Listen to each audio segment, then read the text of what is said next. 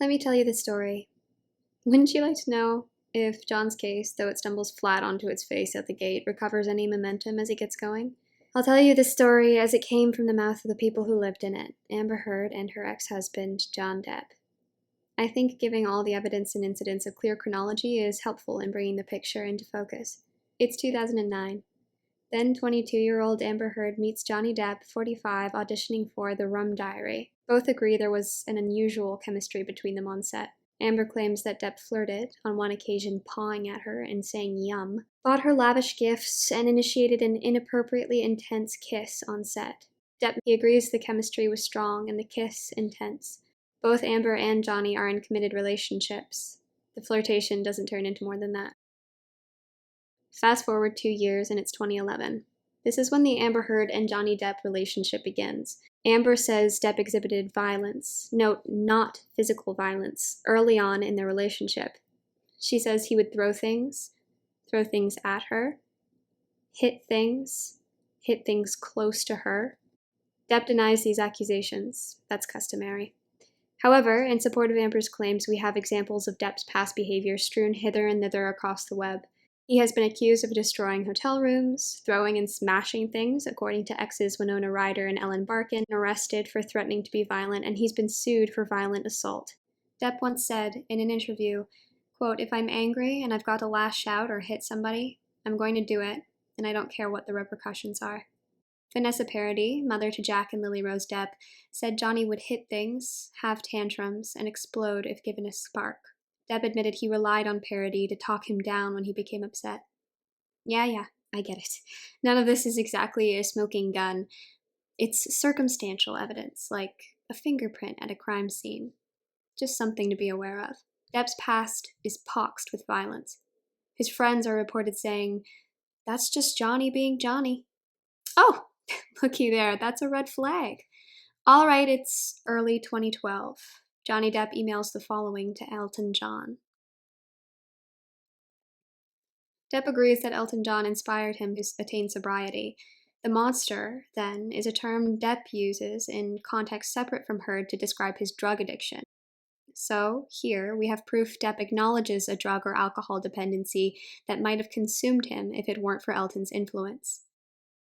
Mid-2012, this is when Amber approximates that she bought John a small dagger engraved with the Spanish phrase hasta la muerte, or until death, XX Slim. Side note, he called her Slim and she called him Steve as a reference to the movie To Have and Have Not. Hasta la muerte, Amber claims, is something that Depp often said to her. She thought it was passionate and intensely romantic at the time. I bring this knife up only to point out that Johnny Depp's team used that knife as evidence that Depp could never have abused Amber. If he had, after all, she wouldn't have bought him a knife. This argument is the rhetorical equivalent of feigning an injury before throwing sand in your opponent's eyes. At this time in 2012, the abuse was not as severe as it would later become. The relationship lasts for another 4-ish tumultuous years. It's a dirty, stupid, small argument. I suppose this is the perfect time to foray briefly into the performative fuckery that was the Brown Rudnick playbook. Brown Rudnick, Johnny Depp's cold and polished mahogany table of a law firm, reeks of filthy persuasion. Pearlescent Camille Vasquez snickers often at Heard. When she does that, she non-verbally undermines the impact and believability of whatever Amber had said, with the subconscious cue to everyone in the room that Amber can't be believed. "You'd have to be a fool to take her at her word," Camille says, with a simple snicker into a microphone. Very elegant. John petulantly won't look at Amber in the courtroom. He claims she doesn't exist, and he will never look at her again to reinforce that. But he does, unfortunately for him, still have to hear her. As he listens, he snickers plenty too. Amber's case is laughable, Depp and his team's behavior shouts to the audience. Don't you wonder how often the jurors peeled their eyes away from that famous face? One of them admitted they found it difficult to look Amber in the eyes. But Depp's eyes were inviting, I bet. What big eyes he has. At different points in the trial, Depp's team doodles and snacks on shared candy. One of his lawyers, Ben Chu, brings a stuffed alpaca into court one day. A reference to John saying he wouldn't take another Pirates of the Caribbean franchise role for $300 million and a million alpacas. Cute, Also, highly, highly performative. The stuffed alpaca's head was sticking out of the lawyer's pocket as he entered the courtroom, cameras hovering. He could have given the toy to Depp at any time privately if it were only for him. Ben wanted you to see. Ben decided you would see. Ben is throwing sand too. But I digress. We all know lawyers are slimeballs. Amber initially said the first incident of abuse occurred in 2013. After having the opportunity to review her therapist's notes, which detail abuse beginning earlier on, she amended the dates. Some complain about that, but personally, I agree with her that it's difficult to place events that happened years back in their rightful spots in the timeline. She says she thinks she wanted to believe that the good, peaceful days in the early stages of her and Depp's relationship had been more numerous than they actually had been. This rings plausible to me too. Her story did not otherwise change. She says Depp thought she was mocking a tattoo on his arm which had once read Winona forever and now read Wino forever. She asked what the tattoo said because it was faded and she couldn't read it. Depp told her, and she laughed because she thought he was making a joke. Amber alleges that John slapped her across the face for laughing at him. After that, Amber says, Johnny came to her crying. It was strange and it caught her off guard. He was begging her for her forgiveness, swearing up and down that he can control his demons, promising her it would never happen again. Zooming forward to March 2013, these are where the disco bloodbath texts are sourced. Amber presented these texts to prove that a violent incident had occurred and was tacitly acknowledged by both parties. Amber took pictures in March of what she alleges is Johnny's cocaine and his golden brown liquor they used to keep chilling in the freezer. You can see also a small box with the words, property of JD, across its top. Depp used it to hold cocaine. Amber tells us John was behaving erratically at this time, so often was he under the influence of something or other. She says he once held one of their teacup Yorkies outside the window of a moving car. Her sister, Whitney, described the incident for us. She saw it happen. She tells us after she saw the dog be thrust from the car, she froze, terrified that the small dog would slip from Depp's wobbly, untrustworthy hand. Amber alleges Depp attacked her in March. She snaps her first photograph of an injury to her person, a large bruise on her arm. She then sends this picture to her mother, Paige, with the accompanying confession that her husband was being violent with her. My poor baby, Paige replies. March 2013, Amber reported that Johnny Depp was abusing substances and leaving her with bruises. March 2013. In May 2013, this evidence proves that Depp needed stitches. Put a pin in that. Now we're on to June. Amber and Johnny are imbibing and taking Laffy drugs, mushrooms, MDMA, with friends in Hicksville. Everyone sits around a bonfire talking and laughing. A woman, under the influence of whatever, gets a little too close and friendly with Heard. Depp stands, lumbers over, and Amber alleges he takes the woman's wrist, which is corroborated by other witnesses, and asks her if she knows how many pounds of pressure it would take to break it. He tells the offending woman not to touch his girl. Later that night, Amber alleges he sexually assaults her. Suspecting she may be hiding drugs from him, Depp allegedly sticks his fingers inside of her and works them around. To perform a cavity search, he says. There is a flurry of conflicting reports as to the tone of that night, but it is agreed by all parties that John pulled another woman off of Amber and became violent enough that evening that he broke a wall sconce. Around this time, Amber drafts an email that she never ends up sending. What follows is most of it. I've edited it for brevity and only sparingly. I just don't know if I can do this anymore. It's like Dr. Jekyll and Mr. Hyde. Half of you I love, madly. The other half scares me. I can't take him. I wish I could, but I can't. The problem is I never really know/understand which one I'm dealing with until it's too late. The drinking assures that I'll be dealing with the monster. The abused, scared, insecure, violent little boy. Also, drugs seem to guarantee I will be forced to deal with the monster. Sometimes the hangover, the morning after, is just as bad as the full-on disco bloodbath I've come to expect. You live in a world of enablers. You cut out and resent everyone who isn't an enabler. I watched yesterday as everyone around you picked you up off of the floor, held you up, prevented you from really falling. Because you pay people around you to prevent your feet from having to hit rock bottom, as they say. Yesterday I saw you pass out in your vomit. You vomited 3 times, and each time Jerry had to pick you up from the floor. On the plane, Nathan mentioned how many times he's had to break into locked doors to wake you up after you passed out on the toilet. If someone filmed you while you were in this state, you would be mortified. It's embarrassing just watching it happen. You can't know because people, friends, keep smiling to your face and then turning their heads and rolling their eyes at how ridiculous they feel and look, picking a grown man up from his own piss and vomit. Hungover, post-pills is not much better. You're mean and insensitive. I myself watched you pass out cold on the floor after drinking yourself sick. One of these times you cut yourself so badly that you needed stitches. You say things you don't mean. You are impossible to reason with. So everyone placates you, lies to you. Worse even, you lie to yourself. You have so many yes people around you constantly protecting you from yourself and the truth. If they left you on the floor in your own shit, locked in the bathroom while you missed work, then you might have to actually learn to take care of yourself. Such a big man that you need your paid assistants and family to carry and clean up after you. A real man doesn't need to be cared for like a baby. What I saw last night was a child. You made me feel at the beginning safe. Like you could care for me. Like I could have a family with you. You made me feel like you were a real man. That was only half of you. What I saw yesterday and many times before is a needy man-child.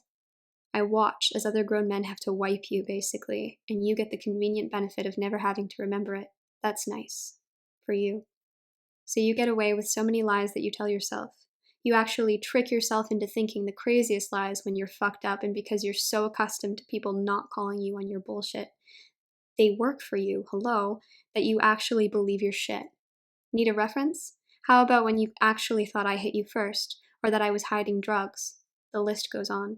Many times you have hurt me, physically and emotionally from the things you say and did while fucked up.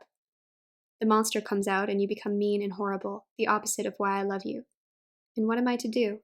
How would you be if you were in love with someone who was in fact two people? Both you, the love of my life, and the monster look the same. How fucking confused I feel. I am mad. So mad. How would you feel if you were sold false goods? I fell for you while you were sober. A whole year. How could I know this lay in store for me? How dare you make me fall in love with you, present this other self, your good half, only to rip the mask off once I was in? I feel like the biggest idiot in the world. I have put up with so much. I have cleaned shit, vomit, and piss up, both literally and figuratively. I have been accused of crazy shit, none of which I deserved, only to never hear an apology for your booze-fueled zeal. You have hit me repeatedly, something you should never have done. What a fucking man you are. And none of this would be possible without the booze and drugs. None. In the UK, in response to hearing this email, Depp suggests, Heard was building a dossier very early on that appears to be an insurance policy for later. Depp's camp does not dispute when the email was written. This email references Depp's alcohol and drug abuse, its effects on their relationship, Depp's self-injurious behavior. He cut himself deeply enough to need stitches. Oh, the pin! Remember Depp cut himself in May? The email further details his hitting her and initiating physical fights. It also makes reference to the cavity search incident. On the same day Amber drafts that email, Johnny Depp texts Paul Bettany to say, Let's burn Amber. Let's drown her before we burn her. I will fuck her burnt corpse afterwards to make sure she is dead. This is the guy you want for the poster boy of the men's rights movement? This one? How about James Van Der Beek, Terry Crews, Brendan Fraser, Anthony Rapp? Ugh. You weren't aware those people are survivors of sexual assault, were you? Because it's not about protecting male victims, it's about punishing women who damage men's reputations. Amber alleges John slammed her into a wall by the throat in July of 2013. Depp, of course, denies this. Depp's sister, Christy, texts him this. She wants to talk to me. She doesn't know what to do, loves you, but doesn't know always what to do. She's worried about it all. Depp replies, It was not pleasant today. I wasn't aware she had another goddamn photo shoot tomorrow. That's really why she fucking left. I don't need actress bullshit and her fucking ambition. You may have to drink for me. I, of course, pounded and displayed ugly colors to Amber on a recent journey. I am an insane person and not so fair-headed after too much of the drink. Weed, pills, fine. Booze? My capacity is too large and I won't stop. Ugly and sad. Oh, how I love it. So, we have Depp expressly admitting to abusing alcohol.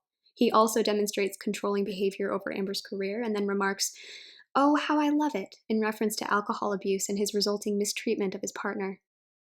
In September, Johnny tells Amber, "I have other uses for your throat which do not include injury." Why did he have to specify that?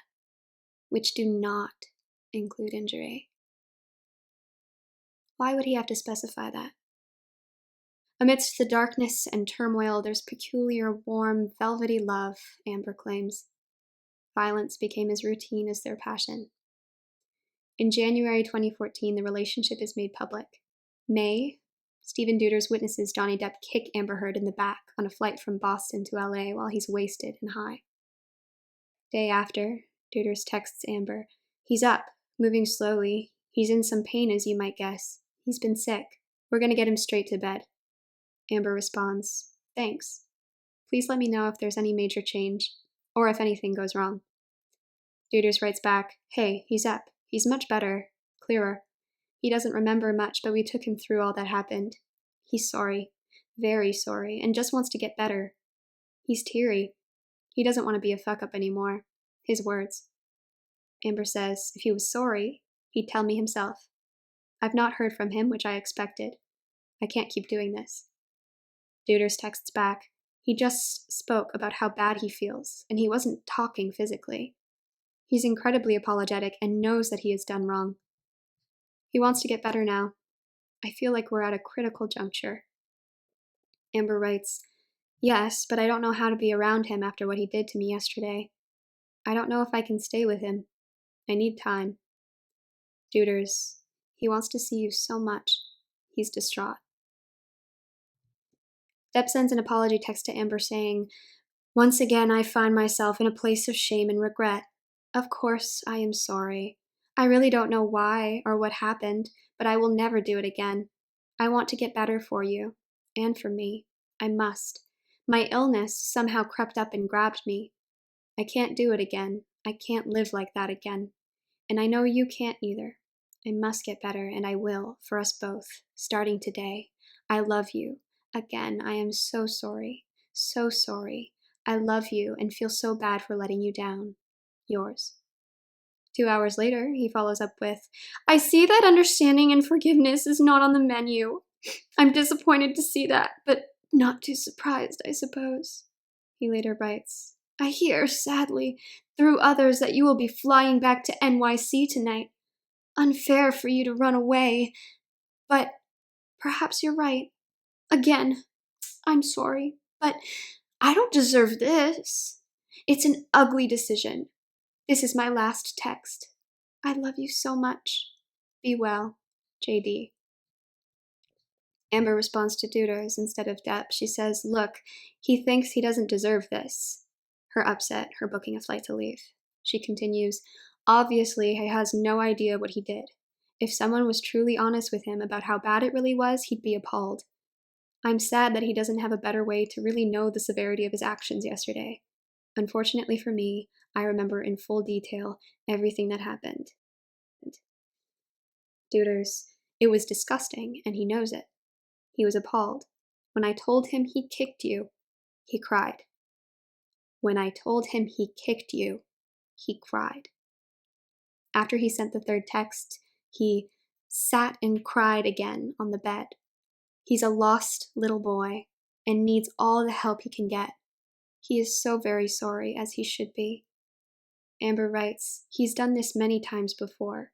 Tokyo, the island, London. Remember that? And I always stay, always believe he's going to get better. And then every 3 or so months, I'm in the exact same position." Stephen Deuters writes back, "I know. It's hideous. But that is one side of the man you fell in love with." Initially, Depp claimed to have been sober on the Boston-LA plane trip.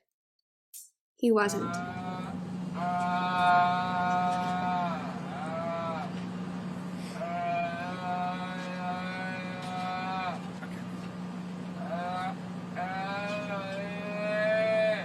Depp texted this to Paul Bettany, I'm gonna properly stop the booze thing, darling. Drank all night before I picked Amber up to fly to LA this past Sunday. Ugly, mate. No food for days. Powders, a reference to cocaine, half a bottle of whiskey, 1,000 Red Bull and vodkas, pills, 2 bottles of champers, that's the champagne he claimed to only have a couple glasses of, and what do you get? An angry, aggro Injun in a fucking blackout, screaming obscenities and insulting any fuck who got near. I'm done. I am admittedly too fucked in the head to spray my rage at the one I love. For little reason as well. I'm too old to be that guy. But pills are fine.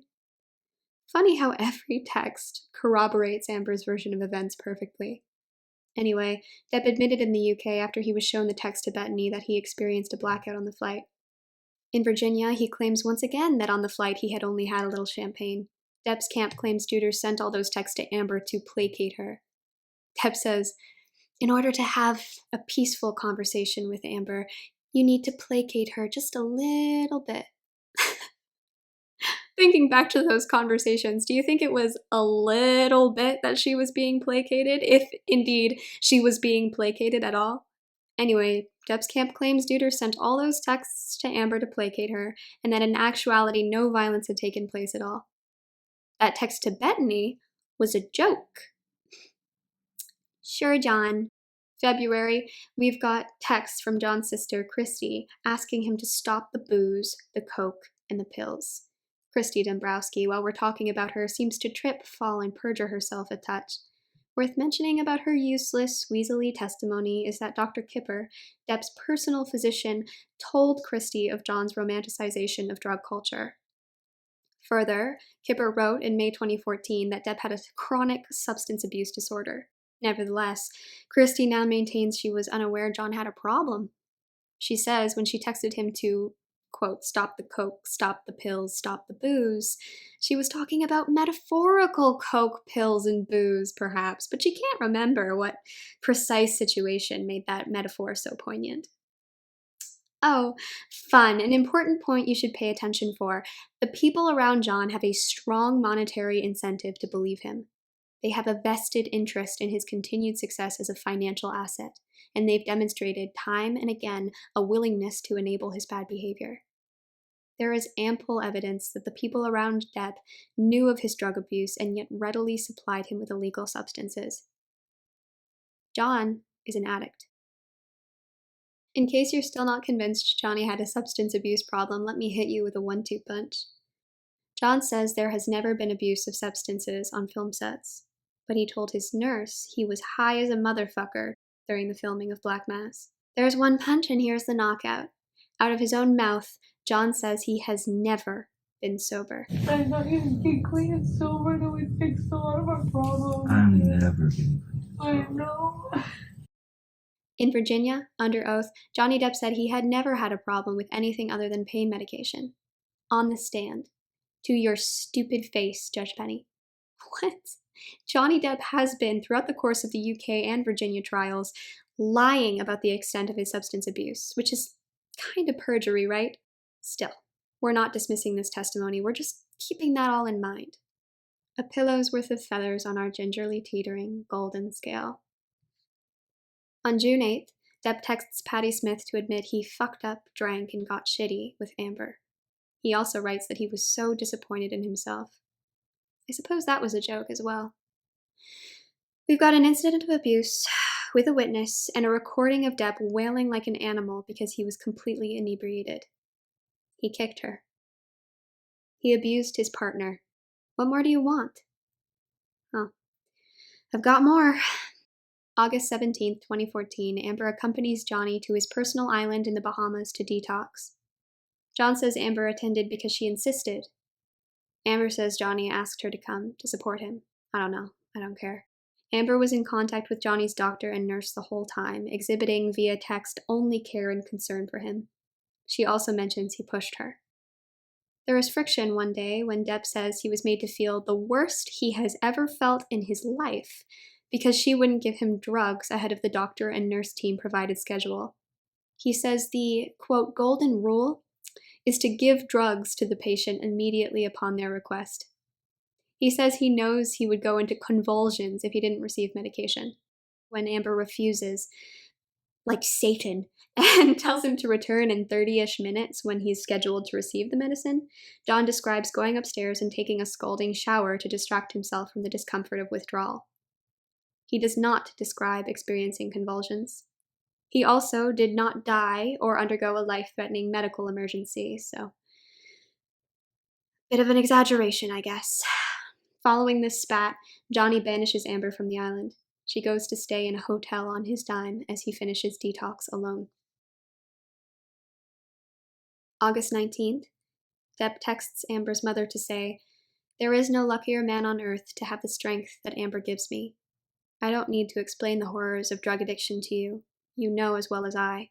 What you do need to know is that your daughter has risen far above the nightmarish task of taking care of this poor old junkie. Never a second has gone by that she didn't look out for me, to make sure that I was okay.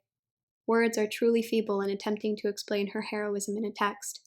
Suffice to say that I have never met or loved a woman or a thing more. She has the strength of 1,000 men." He continues, "I couldn't have made it without her.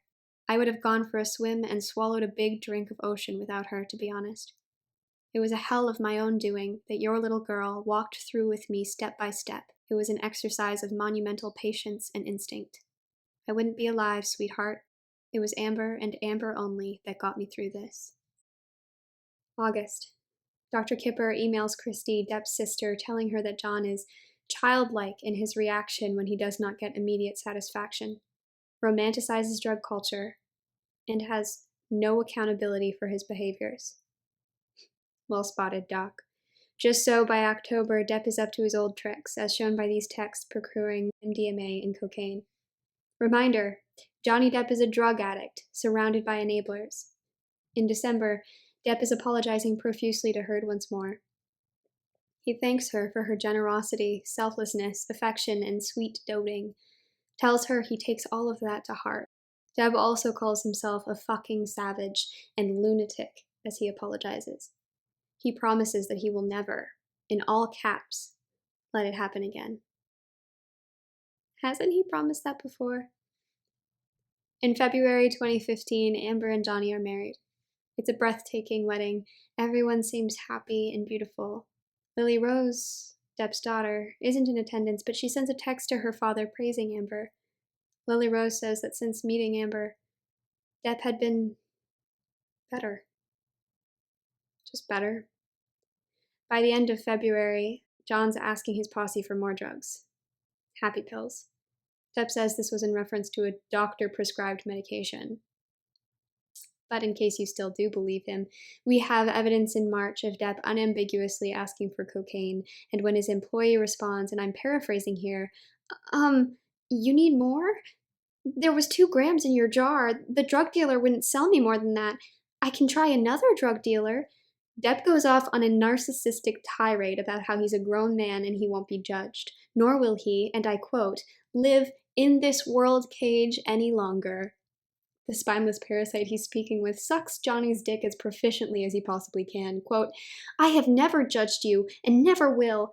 I fucking love you and do everything I can to make you happy. Do you honestly think I ever want to upset you? I only want you to be happy. You are my legend. I will never stop you from doing whatever you please. You know I would die for you. I will do anything in my power ever to make you happy. Anything." All caps, 3 exclamation points. You're telling me that this guy is an enabler? What? It's funny. March 2015 is no good. Buckle up, Buttercup.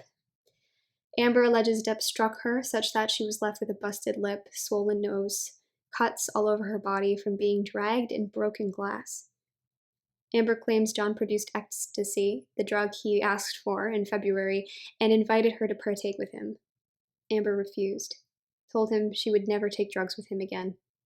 Amber thinks John took 8 to 10 ecstasy pills that night, also drinking and probably snorting cocaine. He also, in the Virginia trial, claims he wouldn't take ecstasy because his tolerance was too high to enjoy it. So, I guess I'm confused. If your tolerance is so high that you wouldn't do it, why were you asking for it? If you don't do it, how is your tolerance so high? He's not even a good liar, guys. He says Amber was furious with him because he wanted a post-nup. She had spoken to his attorney, Jacob Bloom, about it, and that's why she was so mad with him that day. Jacob Bloom, however, testifies in the UK that he does not recall having such a conversation with Amber. In fairness, Kipper wrote in 2014 that Amber was resistant to a prenup. However, Amber claims she didn't want Depp's money and hired her own lawyer to draft a post-nup following Christy Dombrowski's concern and request. Seems like Christy knew the relationship was bound for failure and wanted to protect her dollars and dimes. The lawyer Amber hired testified that Depp personally called her up, called her a bitch, and fired her. Amber's therapist made a note all the way back in 2012 indicating that Depp himself had no interest in a prenup because the only way out of this relationship is death. There's another familiar, ghastly tune. Back to March. Amber claims Depp grabbed her by the neck and told her how easy it would be to crush it. She says he pushed her, spat on her, and tore her nightgown off of her body. Depp claims that Amber was furious with him about a proposed post-nuptial agreement and for drinking, so he drank more in steely defiance. She threw a large bottle at him, he says, which severed the tip of his middle finger. It is possible that Amber threw a bottle which severed the tip of John's finger. It could be argued that Amber tacitly admitted to having thrown projectiles, and her throwing things in resistance to a prenup was documented by Dr. Kipper in 2013. All of that is possible. However, let me paint you an even more likely picture. It is more likely, given Depp's documented destructive, self-injurious, and deceitful behavior, that Depp cut his own fingertip off. I think that if he did, it was most likely done accidentally as he was smashing things in a delirious, drug-fueled rage. As you're evaluating the probability of that, please consider that John himself said, not once, but 3 different times, that he was the one to cut his finger off. In the UK, Depp's employee Malcolm Connolly declared that Depp had told him directly after the incident in March that Amber was responsible for the injury. Strangely, in the Virginia trial, he forgets to make mention of that, which is odd. You'd think you might include that bit in particular, especially if it were true. Oh, I forgot. We're pushing a whole new excuse in Virginia. You see, in the UK, Depp claimed he was lying to everyone, his doctor, sister, Paul Bettany, for some reason, to protect Heard from the consequences of having attacked Depp and injured him. In Virginia, Depp claims that it was a semantic misunderstanding. When you say, after horrifically injuring your finger, I chopped my finger off, over and over, you're not meaning it literally. It's a figure of speech. Also, in this recording, John says he cut his finger off. I don't know. I'm talking about Australia the day that Now we're talking about off. Australia. I don't know. I'm talking about Australia the day that Now we're talking about off. Australia. I don't know. I'm talking about Australia the day that Now we're talking about Australia. Now we get to talk about the recording. The recording that stirred the hearts of restless, fearful, and hateful men alike. Tell the world, I, Johnny Depp, a man, I too am a victim of domestic violence. Wait, is that it? Johnny's lawyers, why don't you help me out here? Tell the world, Johnny. Tell them Johnny Depp, I, Johnny Depp, a man, a victim too of domestic violence, who was going to believe that Johnny Depp, a man, is a victim of domestic violence. Yeah, that's what I thought I heard you say, but that's not what Amber said. Tell the world, Johnny. Tell them Johnny Depp. I, Johnny Depp, man, I'm a victim too of domestic violence. Such a tiny but important semantic distinction, isn't it? She wasn't making a point that men could not be victim to intimate partner violence. She was arguing Johnny Depp couldn't be. With all due respect, I wasn't saying it because he's a man. I was saying it because he's a man who beat me up for 5 years. She's telling him there's no way, with all that she's been through and seen, all that's been documented, that you would believe him if he lied and said that.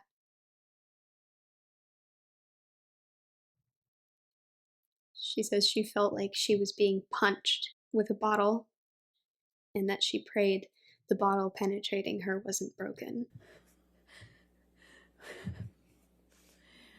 I'm sorry. I couldn't breathe. Please. I don't know. I don't want to do this. I don't want to do this.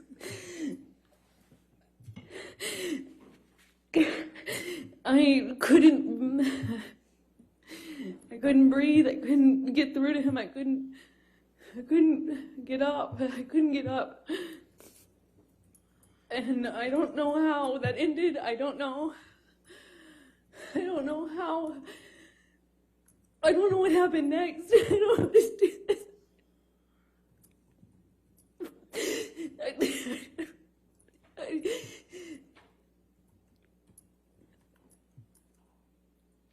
God,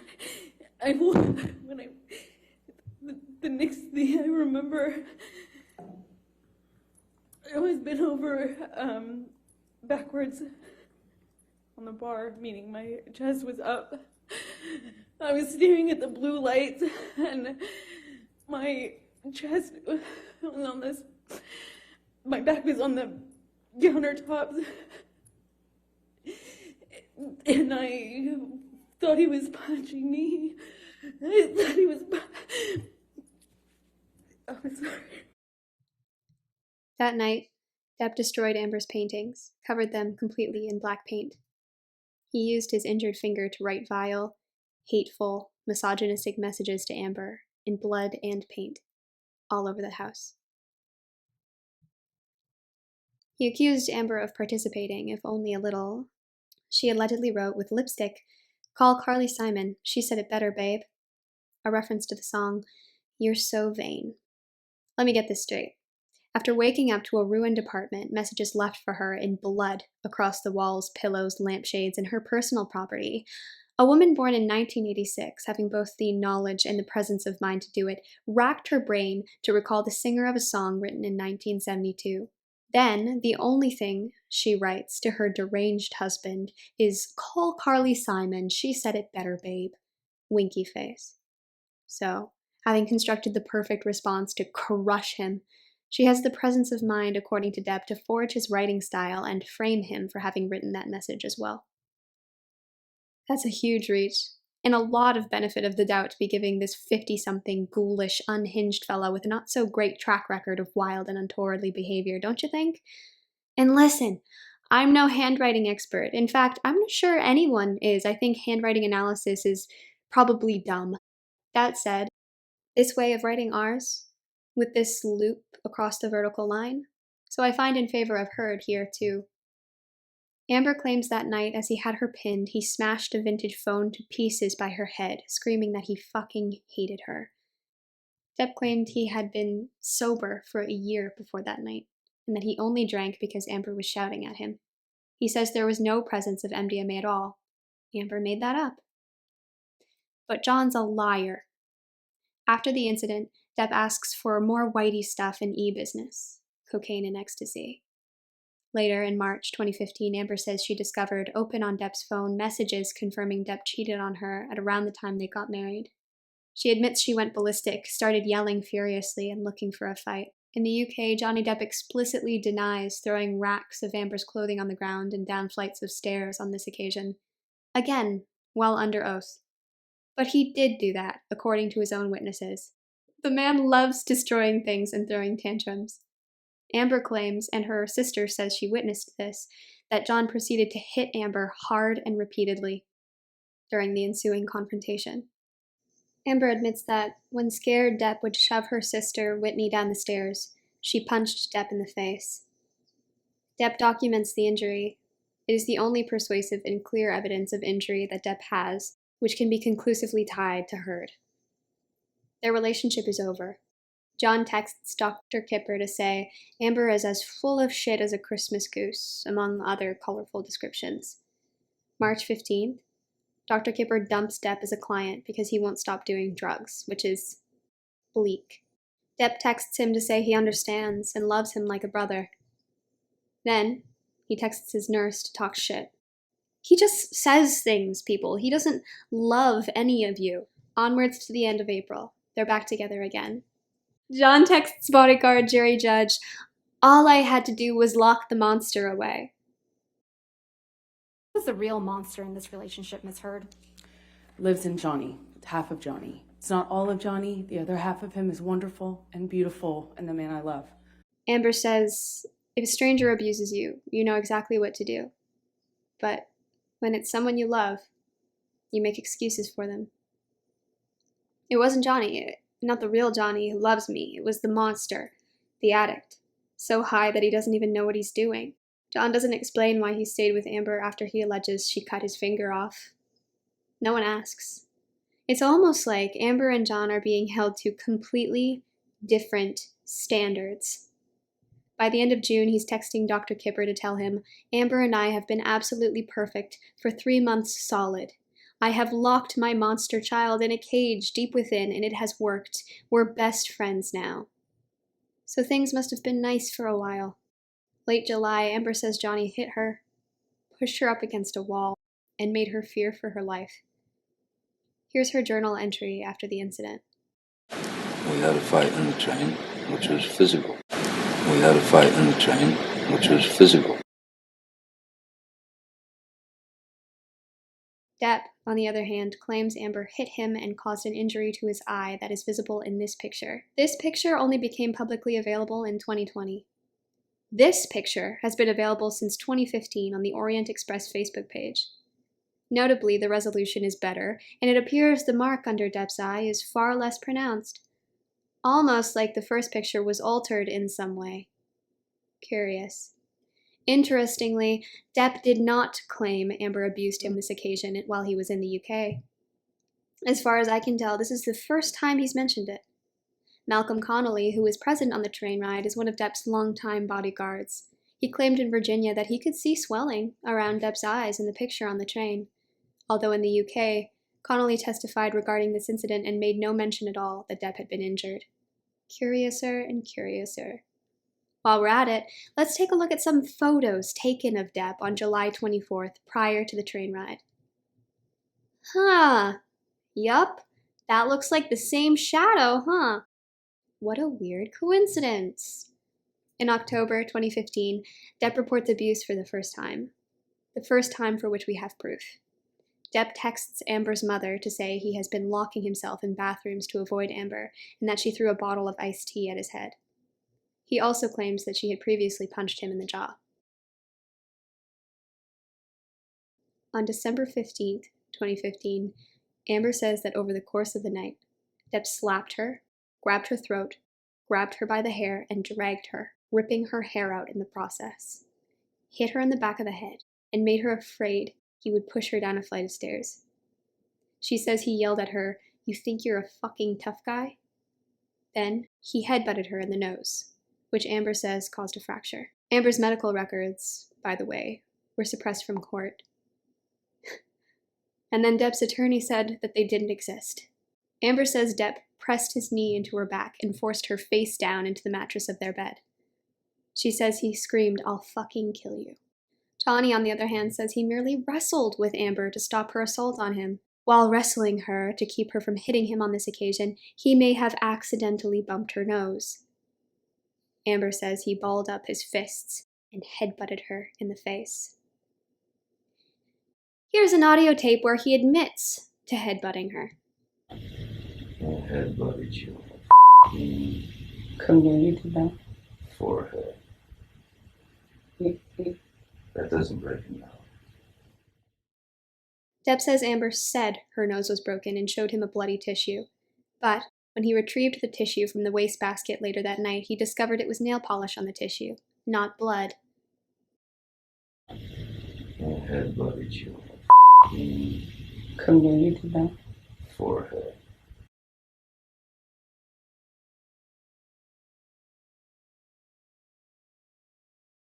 Depp is lying. Here's how we know. Amber produced photos of a splintered bed frame that she claims she felt Depp break while he was pushing her down into the bed. She produced photos of torn out hair, of bruises. In the early AM, Amber texted her friend Io to tell him that Depp had beat her up.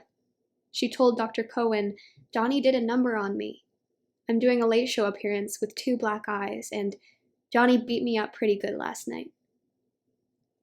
Amber apologizes over text for ruining Christmas, because after seeing her injuries and hearing some of what had happened, Her friends and family no longer wanted to go to Johnny's Island to celebrate the holiday.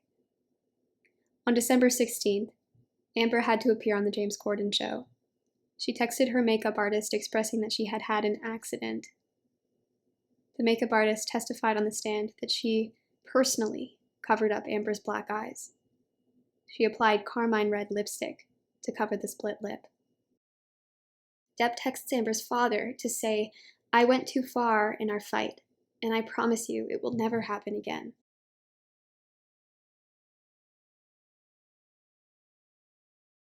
Then, for Christmas, Amber goes with Johnny to the Bahamas, and her therapist had this to say: "Amber dismissed my expression of concern. This is obviously a toxic and destructive relationship. Amber understands how damaged and damaging the relationship is and still refuses to move on." This in response to Amber's delusional, my assessment, text where, after admitting Johnny attacked her on the 15th and left her with bruises and ripped out hair, she writes to Dr. Cohen, "I am so sorry if I worried you." Johnny came over to say goodbye, and there commenced an entire day of hashing it out, ultimately ending in his agreement to commit to couples counseling, etc., and my decision to go to the island with him and the kids. I wish I could tell you I had had the ability to walk away, but I just couldn't. They fight on their last day on the island. Amber says Depp grabbed her by the neck and threatened to kill her. He says she threw a can of mineral spirits at him. Amber says she may have thrown the can, but if she did, it was self-defense. Here are Depp's injuries. Just for fun, let's compare them with Amber's injuries from the incident on the 15th. Yep, fun was a poor word to choose. None of this is fun. Making this video was an obligation because I saw everyone piling on Amber without knowing anything substantial about the case. I saw careers made by distributing misinformation, cherry-picking audio recordings, and weaponizing male fear. Look at Johnny in these photographs. Yes, he appears to have surface-level scratches on his face, maybe across his nose. These injuries are nothing compared to Amber's from the 15th, and they may very well have been sustained while he was attacking her. Also in December, we have audio where Depp calls Heard a fat ass, and Heard accuses him of throwing his cigarettes at her in 2 different recordings. It's not out, you stupid fuck! Put your fucking cigarettes out on someone else. You fucking have consequences for your actions. That's it. Shut up, fat ass. Because you're a fucking cunt! Let's listen to this recording from January 2016. Louder. By the way, my family, my friends, everyone around me saw all the bruises and broken blood vessel under my eye, the bruises on my head, the missing chunks of hair, the split lip, the black eye, the swollen nose, all that shit, because you're stronger. It does not mean because they heard me that I'm somehow more responsible. It just means they heard me because I yell in a fight. You do provoke. I yell. It doesn't mean I'm more responsible or badder. However, I am exposed via that. The distance between Cafe Cabronis and the house is significant, and I know that does not mean that they got an accurate representation of our fight. But if you told them stuff, great, cool. Thanks for exposing me. As I said to you before, don't do it again unless you want me to really also tell them my side of things. Because trust me, trust me, you know I have a different side than you. And if I show them pictures and stuff, I'm sure they'll have even more different side. And in fact, if I tell them even more stuff, they'll have an even more clear picture of what I think are both sides. In February, Depp texts his bodyguard to call Amber a cunt and express something strange. The exact quote is, "Once I get this shit moving and get myself out of her level of shit, I will never mention this cunt's name again." The couple remains together until May. What was he doing in all that time? What preparations for a separation did he have to make? Also in February, that kitchen cabinet video is filmed. I'm not going to show it to you. I think it's one of the exhibits that has circulated most widely. Amber asks him what the matter is as he's slamming kitchen cabinets. He yells at her, telling her nothing bad has happened to her. Then he says, "You want crazy? I'll show you crazy," and goes to pour himself a large glass of wine. He notices Heard filming, calls her an ass, and whips the phone down the hall. Depp's team accuses Heard of snickering maniacally at the end of the clip. It is not my opinion that she does that. What's notable about that clip to me is Depp's seeming inability to communicate what's upsetting him with his spouse, and the childish, spiteful way he resorts to drinking in the morning to upset Heard. It also reflects poorly on him that he's slamming and throwing things. 2 months later, and it's April 2016. At the start of April, Depp texts his bodyguard and accuses Amber of striking him 10 times. He says he can't take it anymore. There is no associated photo of injury or account of why the abuse took place. April 21st, it's Amber's 30th birthday. Depp arrives late and inebriated, Amber says. As to his being inebriated, a couple of Amber's friends who attended the party agree that he clearly was. A couple of Depp's friends/employees disagrees and claim he was sober, apart from weed. She says that later that night, Depp threw a wine glass and a champagne bottle. Amber says Depp initiated a physical fight on that day, and when Depp eventually left, Amber says she found a note from him reading, "Happy fucking birthday." Johnny says he cannot recall leaving such a note. According to John, Amber, angry about his being late, punched him 4 times in the face.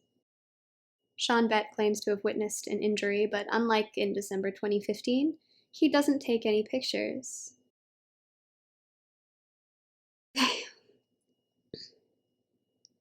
Let's talk about how Amber shit the bed. Day after the birthday party, Amber and her friends are going to Coachella Music Festival. A housekeeper discovers feces in the couple's bed. She texts a picture of it to someone, and it eventually gets to Depp. Depp, believing Heard is responsible and has done this to offend him, resolves to leave Amber. Amber, on the other hand, suggests it was the couple's dog, Boo, that had an accident on the bed. She says Boo had bowel issues and often had accidents. Amber and her friends must not have noticed the feces in the bed as they were rushing out the door that morning. Amber might have shut the bed, I don't know. But she probably didn't, because Depp didn't ever have to see or smell said shit. A house cleaner cleaned it up. So it would have been a remarkably ineffective way of sticking it to him. What's more, Boo does have a documented history of bowel issues. In my opinion, Boo is responsible for the shit. I think a 30-year-old woman would have thought of a way to get back at Depp which would have been unpleasant for Depp himself if she had wanted to take vengeance on him. Also, I won't show you a picture, you're welcome, but the shit doesn't look too big for a Yorkie to have produced. In May, John's mother passes away. The day after her death, John shows up at his penthouses where Amber and her friends are, and predictably, he's drunk and high. Amber has witnesses, although I'll mention they're friends of hers, who corroborate this. Depp's bodyguards assert he was sober. Josh Drew testifies that Depp screamed for them all to get out, and as Drew collected what he needed to leave, Depp followed him through the apartment less than a foot from his face, screaming obscenities and swinging a bottle of wine. Drew says Depp's bodyguards watched as Depp did this, and Drew was worried that if a fight broke out, the bodyguards and Depp would do him serious harm. Elizabeth Mars, who witnessed this also, ran to go and hide from Depp because she was scared. When Depp finds Amber, he confronts her about the feces on the bed. Amber then calls Io up to get him to tell Depp that she, of course, hadn't shit on his bed. They begin laughing at the ludicrous nature of Depp's accusation. Depp believes he's being laughed at. Io says he reminds Amber then that she isn't safe. Pride wounded, Depp admits to taking the phone up. He says he told Io, "You want her? She's all yours," and tossed the phone onto the couch. Amber and Io, on the other hand, contend they heard Depp say, "You think that's funny? What if I pull your hair back?" And then Amber started screaming. Amber says he threw the phone hard and it hit her right in the face. Io says he heard Amber screaming. She screamed and then shouted, "Call 911," so Io hung up and he called 911. Amber texted Rocky, her friend, to come over and help her. Rocky is in another penthouse close by, so when she hears screaming, she races over to her friend, finds her, and holds her on the couch as she trembles. Depp keeps screaming at them both. He's smashing things in the room. Eventually, he leaves. When police arrive, Amber refuses to cooperate and make a statement. It's worth addressing what I find to be the plaintiff John Depp's most compelling witnesses and evidence now. The 2 police officers who first arrived on scene. The female officer asserted firmly that she witnessed no damage and believed no crime had taken place. While I said this evidence is John's strongest, it just isn't that strong. Amber did not cooperate with the police officers when they arrived on scene. Had she been intent on framing Depp of domestic violence, all she would have had to do that night would have been to give a statement. And she declined to do that.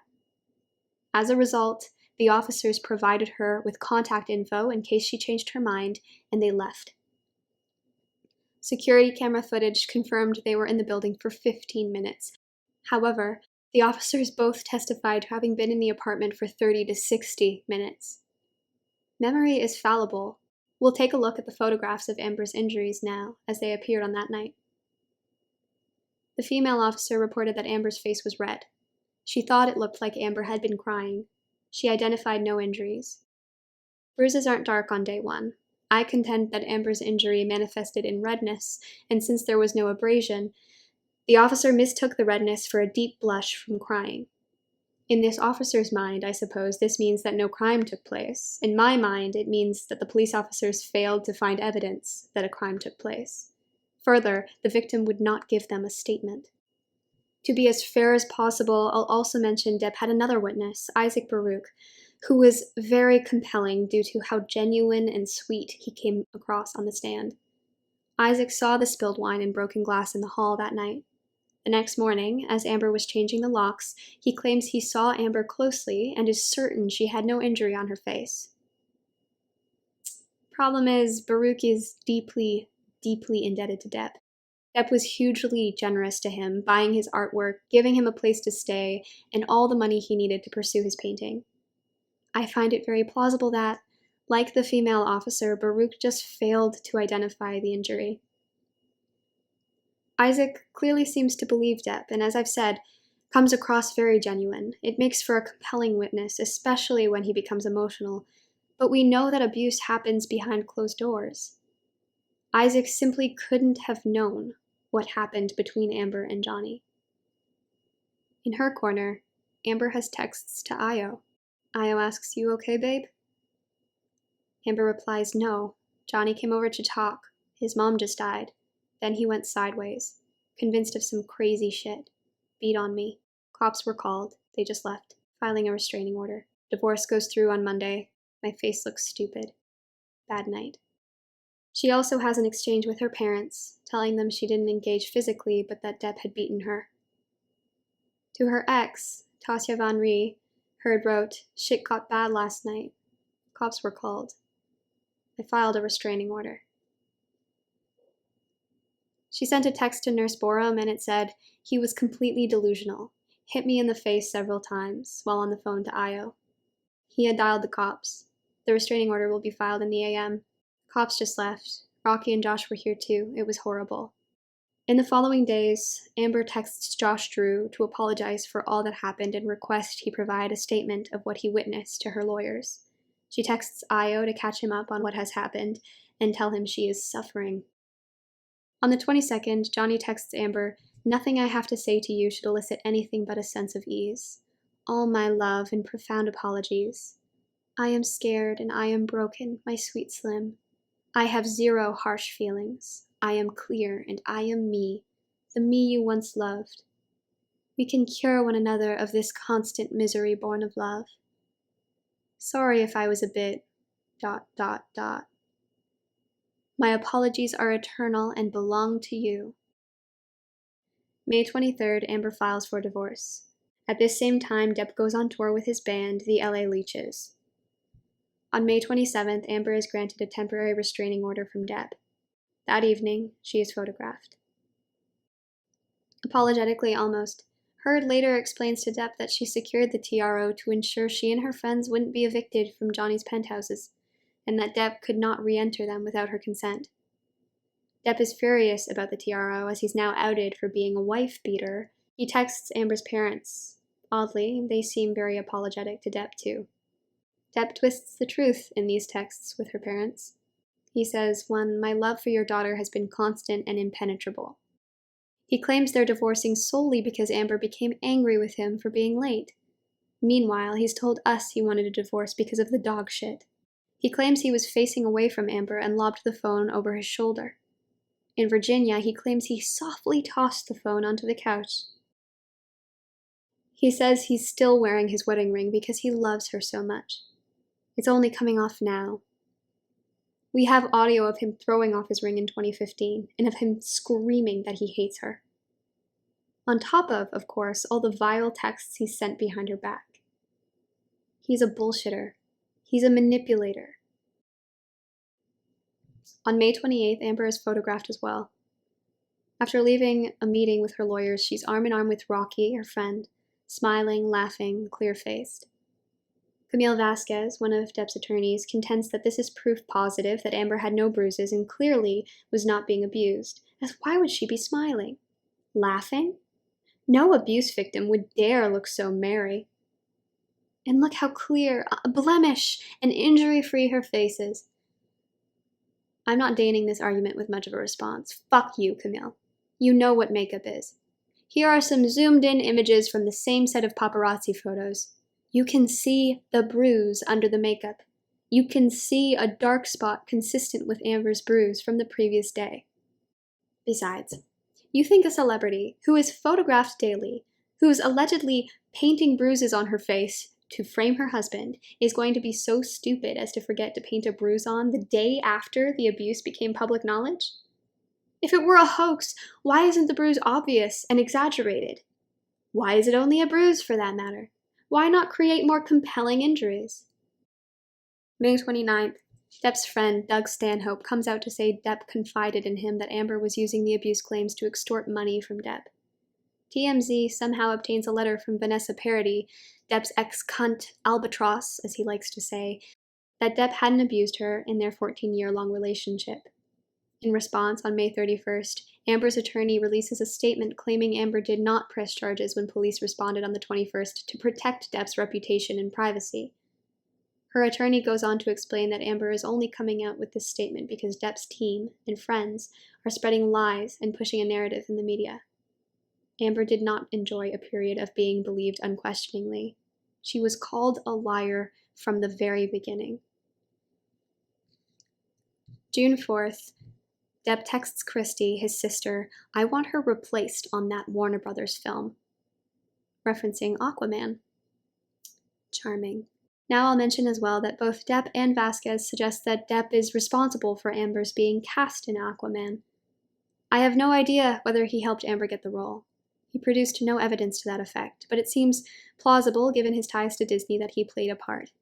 However, in my opinion, his insistence that he's the only reason she got the role speaks poorly of him. It's not relevant to the case, for one. It's also extremely petty, disrespectful, and unlikely to be wholly true. Excuse me? Mr. Depp got you that role in Aquaman, didn't he? No, Miss Vasquez, I got myself that role by auditioning. On June 7th, TMZ publishes records of Amber's arrest for domestic violence in 2009. Fucking TMZ. The charges were dropped. Also, Tasya Von Ree herself came out to deny that Amber was abusive and assert the charge was frivolous and may have been motivated by homophobia or some kind of power trip on the part of the arresting officers. Heard had made, through attorneys, a request for spousal support in the form of $50,000 a month. She drops the request in June, following accusations that she's after Depp's money. She stated in court documents, "The request for spousal support is used against me to distract and divert the public away from the very serious real issue of domestic violence." Also in June, John changes his tattoo of Amber's affectionate nickname, Slim, to Scum. Charming. In July, they have a mediation attempt at a hotel. Also in July, Marilyn Manson texts Depp to offer him an 18-year-old to fuck. Quote, "My new fan meet and greet, girl. Looks like you need it. Trust me, I'll send a pic." Manson, alleged prolific abuser, has accusers in the double digits now. He prepared this statement for Depp, remarking afterward that Amber was a cunt. He writes, "Johnny Depp is by far the most caring person a wretch like me could ever know. He is selfless in his love of his close circle of true friends. He is a great, great father. And if anyone has the ignorance to compare his acting to paparazzi pictures, then you are tourists. He invented paparazzi. Being real. Real fucking amazing. My best friend has never been afraid to be himself. He has known, and now I hope he is certain, that scabrous vultures are trying to eat at his unkillable corpse. However, his artistic heart and God-given acting abilities go beyond film. He allows dim-witted doubters to assume his demise. That is his greatest gift, watching the rats jump ship, and being a champion, and looking handsome as fuck doing it. MM. Aw, how cute. Isn't it heartwarming? Abusers supporting abusers. Ain't that just the way? On August 13th, Depp starts conspiring with others to come out on top of Heard. We have Depp's texts to Heard's jaded ex-assistant, Kate James. Thank you, sweetheart. I'm disgusted that I ever fucking touched that scum. Back on Tuesday, and then court. We'll hit you when I get back, doll. Come over for a spot of purple and we'll fix her flabby ass nice and good. Loveth, J. In August, Amber gives a deposition in the UK against John, who's suing a news publication, The Sun, for calling him a wife-beater. Only a couple of days later, Depp sends this text to Christian Casino, promising her global humiliation and hoping that the gift of breath leaves her lungs. The divorce is finalized at around this time, too. As part of the proceedings, both parties signed this statement. Our relationship was intensely passionate and at times volatile, but always bound by love. Neither party has made false accusations for financial gain. There was never any intent of physical or emotional harm. Amber wishes the best for Johnny in the future. Amber will be donating financial proceeds from the divorce to a charity. There will be no further public statements about this matter. With regards to the $7 million settlement, Amber took only a fraction of the money to which she was entitled in the state of California. Her lawyer made her sign something so she wouldn't be able to sue for malpractice. She took a fraction to avoid accusations of being a gold digger. The public is rabid. She also pledged the money to charity, as was laid out in the joint statement they both signed. That statement included the key phrase, "Neither party has made false accusations for financial gain." John signed that. Neither party has made false accusations for financial gain.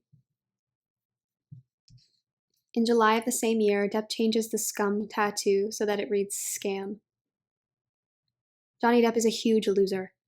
Sorry, I spoke too soon.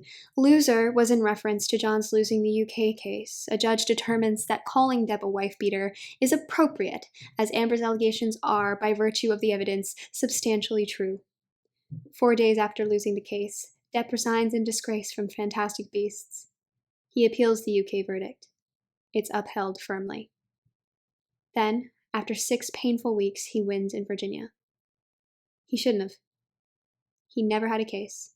He fought dirty, lied on the stand, and he abused Amber Heard. Why did he win? Well, because this wasn't a typical court case. He's a celebrity. He convinced us, and we convinced the 7 jurors. Depp has been telling us who he is for years, over and over. He's been showing us through his reckless, violent behavior, the lawsuits, the arrests, his exes, the way he speaks about women, the entitled, narcissistic ranting, the way he overwhelms everyone in his life with sentiments of love while aiming to get something from them, like drugs or loyalty or their voice or their silence, his substance abuse and the constant lying, his refusal to take responsibility for anything. He is everything wrong with Hollywood. All of it knotted up in this complicated beast of a man who lost his senses when high or drunk and left his wife with black eyes, ripped out hair, a fractured nose, bleeding from the vagina. These accusations are serious.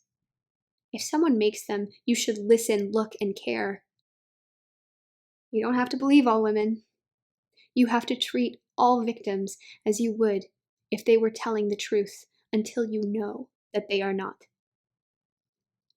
That is what is meant with believe all women. But that sentence is harder to write on a poster board, so the pithier, simpler phrase won out. I wish you wouldn't deliberately misinterpret what we're saying. It feels deliberate sometimes. Let's look at Depp's red flags in a little more detail. He resorts to trying to degrade her on the basis of her gender, calling her a slut, cunt, easy Amber. He told her she was an over-the-hill stripper, and that was all the film industry and we would ever see her as. Throughout the relationship, Depp exhibits possessive, controlling behavior. He tried to keep Amber from working and would criticize how she dressed viciously. He became angry at Amber, she tells us, because against contract, her body double does nudity in one of her films. She is made to explain to Depp, apologetic, that she had no idea there would be nudity. He fires off these emails. Depp acknowledges on audio that he becomes irrational, jealous, and fucking crazy and weird when Amber works. We saw his jealous, irrational behavior on display in Hicksville when he grabbed Kelly Sue by the wrist, and in the paranoid messages he left scrawled on the mirrors in 2015, accusing her of sleeping with co-star Billy Bob Thornton and flaunting her naked body. He shows us, in his texts about Amber to other people, a kind of disrespect and viciousness that one should never display toward a loved one. And just so, we have no proof Amber ever said anything like that about him. Whenever she spoke about him in text to others, she remained respectful and loving.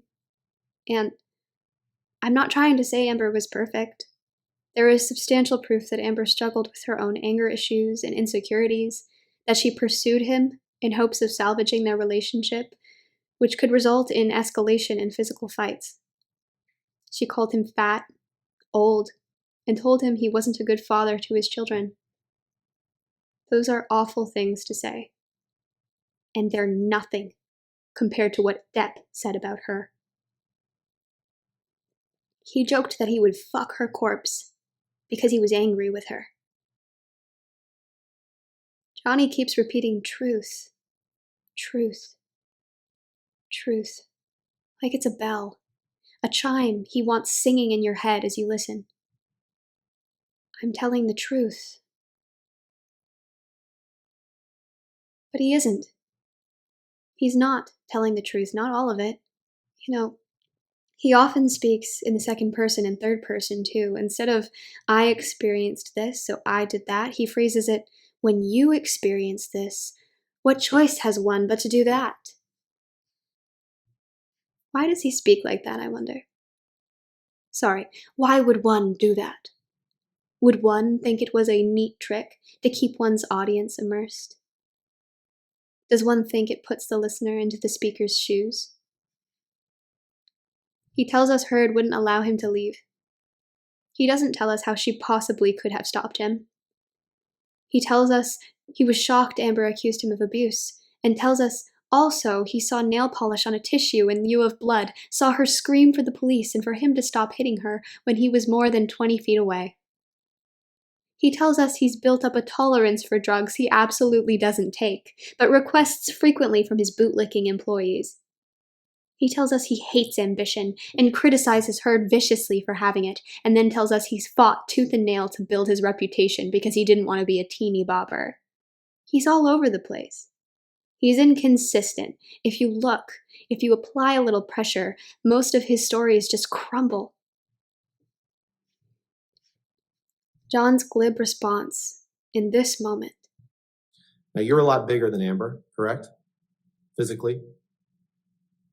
I wouldn't say that. Is an almost perfect microcosm of this whole sordid affair. Depp is minimum 40 pounds heavier than Amber at any given point in their relationship. That 40 pounds may have stretched to 80 or more at certain points. He has 75% more muscle mass and 90% more strength in his upper body than Amber has pound for pound. That's reality. Amber's counsel points at evidence and objective fact. Depp and co. twist, squirm, offer alternative perceptions. I wouldn't say it. It's true, but I wouldn't say it. It doesn't help me. It doesn't tell the story I want to tell now. Admit only what you must, object with exaggerated exasperation, market yourself to the masses and get that mob on your side. That's how you win.